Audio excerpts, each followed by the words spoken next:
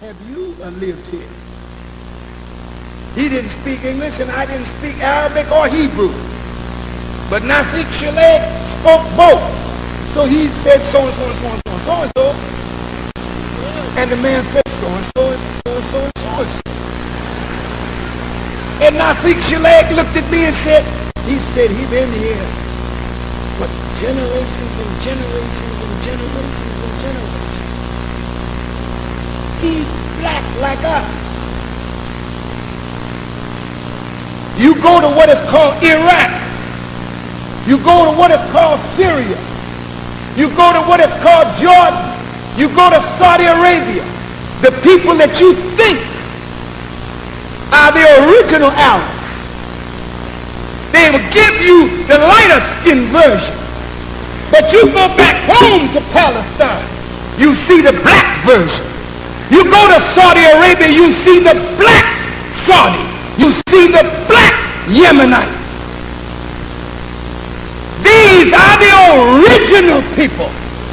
Well, when did white people get into Egypt? When did white people get into what is called Palestine? How did we get knocked out of that sacred part of the earth? And a lighter skinned group is now living there. And will there be any restoration for us? Y'all all right? You're not tired, are you?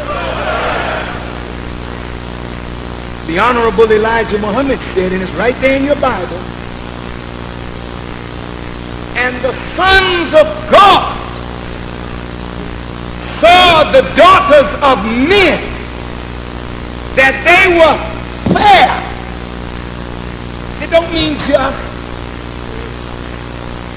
You know, when they say he's fair-skinned or she's fair-skinned, what does that mean? Light. The more fair you are, that means the more light you are.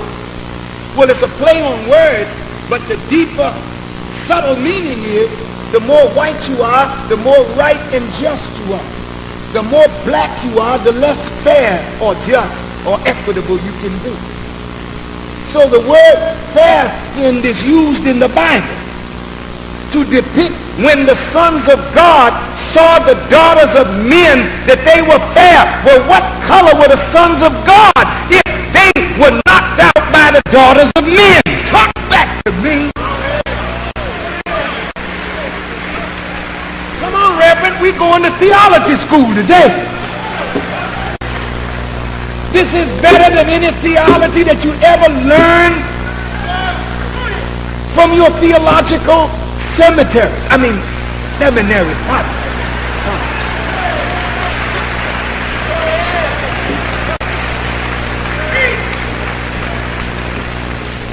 And the sons of God saw the daughters of men, that they were fair. Well, evidently the sons of God weren't fair. Like Solomon, I'm black but comely, O ye daughters of Jerusalem. Why did Elijah Muhammad have to stress who the black man is? Because white people had invented a whole world based on the idea of the supremacy of the Caucasian. And that idea is patently false.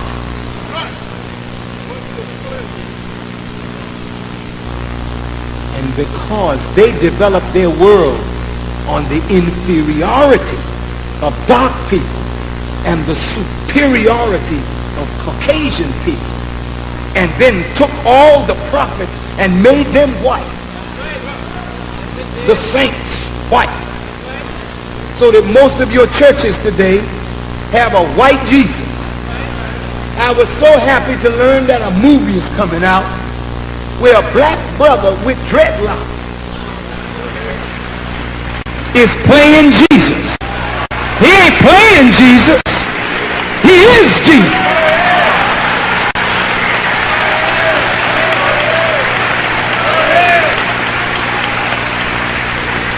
But I was blessed to go to Father Frager's church.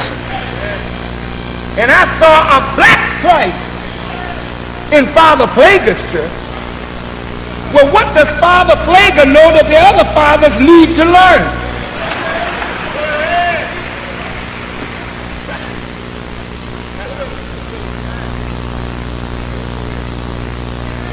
Jesus was a man of color. But what difference does it make? It don't make any difference. But it makes a difference because they made it make a difference.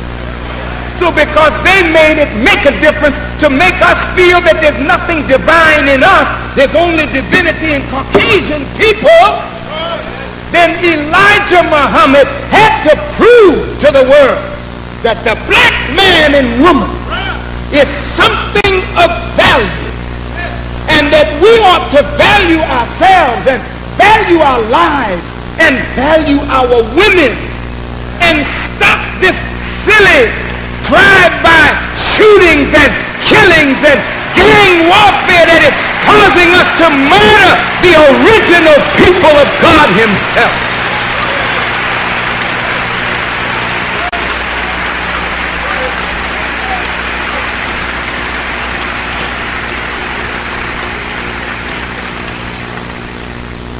The reason we kill each other so easily is because we have no love for ourselves.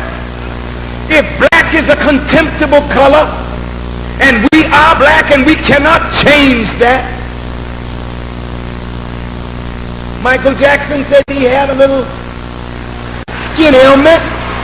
Wait a minute, that's my brother. And I love him immensely. I admire him tremendously as one of the greatest living performers of our time. And he's not only a great performer, but Michael Jackson is a manifestation of God on another level. The brother, if you see the way he moves tens of hundreds of thousands of people, there's no way that God could give him that kind of power over people unless there's something in him from God that contacts something in the people from God.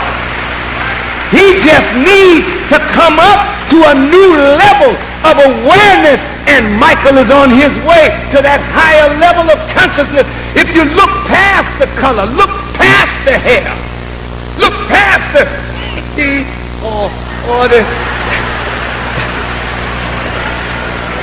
or the grabbing of his kneecap. If you could just look past that, you would see a mighty man.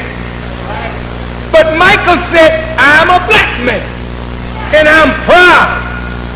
Even though the skin disease is taking away the pigment of my skin, it has not taken away my consciousness of my reality. Think about this now. Elijah Muhammad wanted us to fall in love with ourselves.